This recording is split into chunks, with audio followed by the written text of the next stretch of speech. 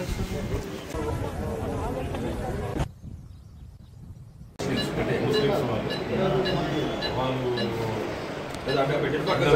पेटी नड़को पक्का जरूर गाड़ी हटा दे गाड़ी हटाओ मैं जाऊँगा हाँ अरे मस्जिद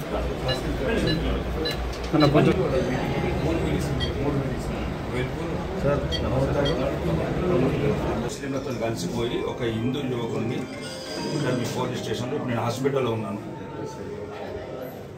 చట్టాలు చెప్తావా నాకేమన్నా? ఏం తీసుకున్నావు యాక్షన్? ఎంతమంది మీద పెట్టినావు? ఎంతమంది కొట్టిండ్రు?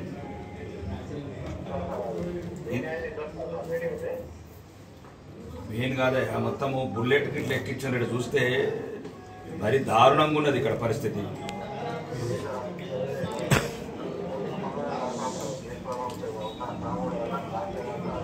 ఏమైతే కళ్ళ ముందు పుట్లు కనబడుతున్నాయి, కళ్ళ ముందు తల మీద గాయం కనబడుతుంది, డాక్టర్లు రిపోర్ట్ ఇచ్చిండ్రు, పోలీసు యూనిఫామ్లు ఉన్న నీకు హిందువుల ఇబ్బందికి అర్థమైందా లేదా?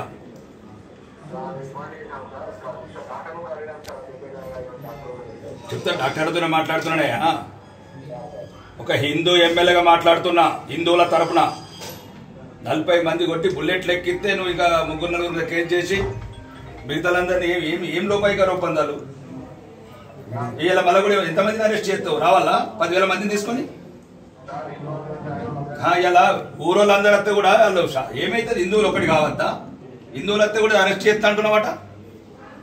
ఏం హిందువులను చెక్కేయాలని చేస్తావా?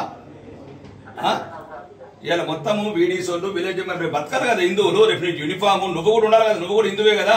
నిన్ను కూడా దండి నీ మీద కూడా బుల్లెట్ ఎక్కించున్నావు. అప్పుడు ఎట్లా ఇంప్లిమెంట్ చేస్తారా?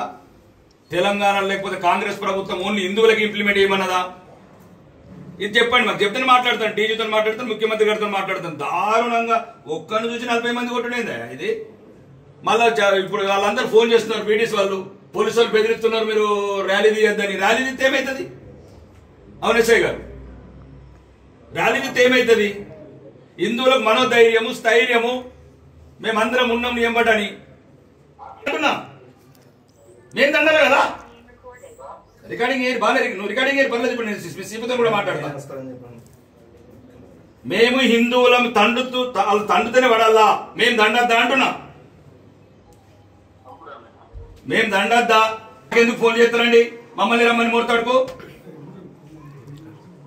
మీరు మొత్తం రిపోర్ట్స్ అన్ని సిపి గారితో మాట్లాడతాం. హిందువుల మీద కూడా చెప్తున్నాను ఎస్ఐ గారు, ఇంకొకసారి హిందువుల మీద తప్పుడు కేసులు పెట్టడం, హిందువులను బెదిరించడం చేస్తే మాత్రం చట్టపరంగానే డీజీపీ గారికి చెప్పి నీ మీద యాక్షన్ తీసుకుంటాం. కనీసం మానవత్వం లేకుండా ప్రవర్తిస్తున్నావు నువ్వు. ఎవడు చెప్పిండు నీకు పైనుంచి? ఏ ఆర్డర్ చెప్పిండ్రు? భార్య కూడా భయపడుతుంది ఎస్ఐతో ప్రాణఖండం ఉన్నదని. ఇదా నీ పోలీసు యూనిఫామ్ వేసుకున్నావు? నువ్వు ఇచ్చే ప్రజలకు ధైర్యం మీద బాధితులకు అండగా ఉండు నువ్వు.